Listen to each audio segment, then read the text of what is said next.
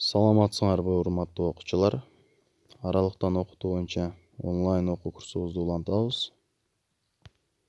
7-класстар үчүн Кыргызстан тарых сабагы, Жетиген мектеп лицейи жана анын тарых мугалими Мырзабек уулу Санжарбек.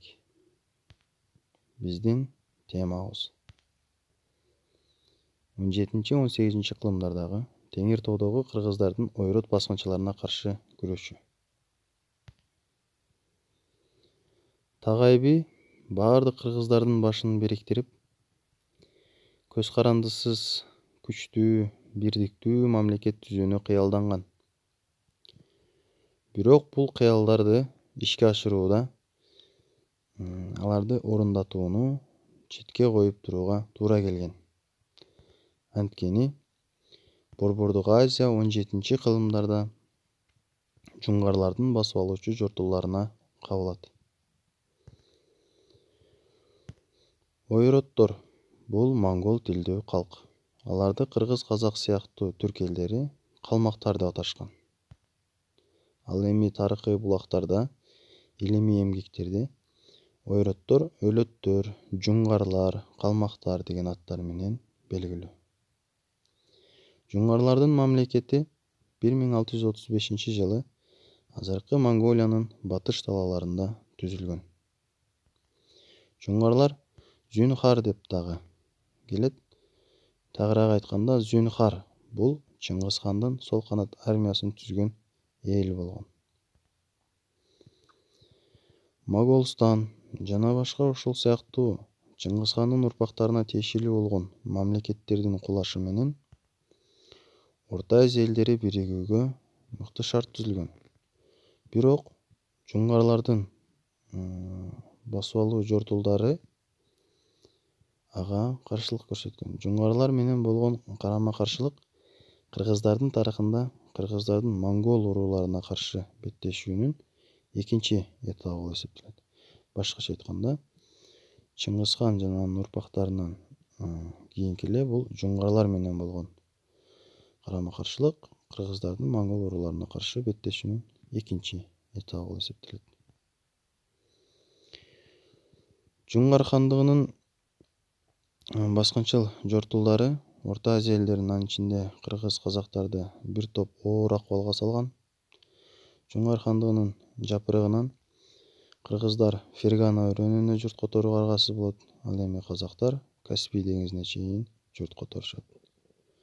Алгачкы жуңгар баскынчыларына каршы Дөөлөс батыр аттанып чыгат. Дөөлөс батыр ошол эле Мухаммед кыргыздын небереси болот. Кийин соң жуңгарларга каршы кыргыз, казак, өзбек союзу түзүлгөн. Башкача айтканда, баскынчыларды өз аймактарынан сүрүп чыгаруу боюнча союз түзүлөт.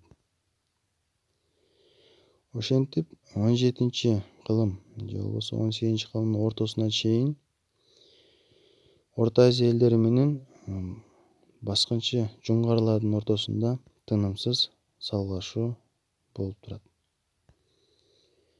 Салгылашуулардын азаптуу мезгили болуп 1723 жылы башталат.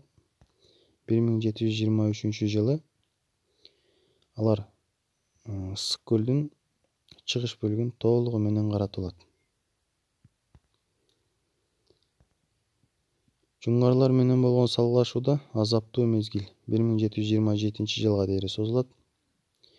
Эмне үчүн дегенде 1727 жылы союздаш болгон элдердин чегинүүгө аргасыз калат. Анткени 1727 жылы Казак хандыгы кулайт. Казак хандыгынын ордосу болгон Түркистанды жуңгарлар толугу менен басып алышат. Ал эми кыргыздар кайра эле Фергана өрөөнүнө журт которууга аргасыз болушат. Жуңгарлар менен кыргыз казактардын ортосундагы согуштук аракеттерди карай турган болсок, жуңгарлар кыргыз казактарга салыштырмалуу аскердик курал-жарактарынан бир топ өзгөчөлөнүп турушкан. Анткени жуңгарларда ошол мезгилде мынтык, замбирек сыяктуу мыкты куралданган болсо, ал эми кыргыз казактар ошол эле маалда кылыч жана найза менен гана куралданган болчу. Бул да болсо согуштун жүрүшүндө чоң ролду ойногон. Жуңгар хандыгынын начарлашы же болбосо талкаланышы бул 1758-жылга туура келет. Анткени аларга чыгышынан цин манчжурлар же болбосо кытайлар кол салат. Кытайлар Жуңгар хандыгына кол салып, анын 70% аскерлерин талкалап салышат. Ошондо Жуңгар хандыгынын калган аскерлери азыркы Ысык көлгө, тагыраак айтканда Каракол шаарына качып киришет. Ошол жерде калмак диаспорасын түзүп калышкан. Бүгүнкү күнгө чейин ал жерде калмак диаспорасы жашайт. Кыргызстандын территориясында жуңгарлардын баскынчыл жортуулдарына далил болуу катары ашуу аттары эсептелет. Бул калмак ашуу деп атап коюшкан кыргыздар. Эмнеге дегенде, ошол мезгилде калмактардын бул жерлерде аскердик посттору, бекеттери болгон. Жуңгарлардын мамлекеттин жок болушу же болбосо талкаланышы жакшы жагынан кыргыздардын этнос катары сакталып калуусуна шарт түзүлгөн. Бирок бир чети Кытайдын чыгышка гана эмес, батышка кайрадан жортуулдарды уюштуруусу болуп эсептелет. Анткени кытайлар ошол эле кыргыздардын жерлерине өздөрүнүн баскынчыл жортуулдарын башташат, баскынчыл саясат. Кытайдын баскынчыл саясаты кыргыздарга коркунуч туудурат. Эмнеге дегенде, Кытай мисалы үчүн Орто Азияга талаш салгылашуусунан кийин бир дагы бир тарыхта жортуул уюштурган эмес. Ал эми талаш салгылашуусу 751-жылы болгон.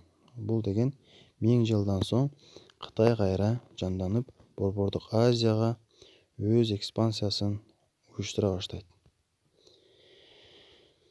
Кытай жортуулдары кыргыздар үчүн өтө чоң коркунуч туудурат. Анткени кытайлардын баскынчыл саясаты, алардын мыкаачылыгы жана зордук зомбулугу бул кыргыздарда коркунуч жаратат дагы. Ошол эле маалда Орусия менен мамиле түзүүгө себеп болот. Демек, бүгүнкү биздин темабыз ушул. Өзүңөр дагы китептен бир сыра окуйсуңар дагы кайтарым байланыш үчүн суроолорго жооп берип койсуңуз.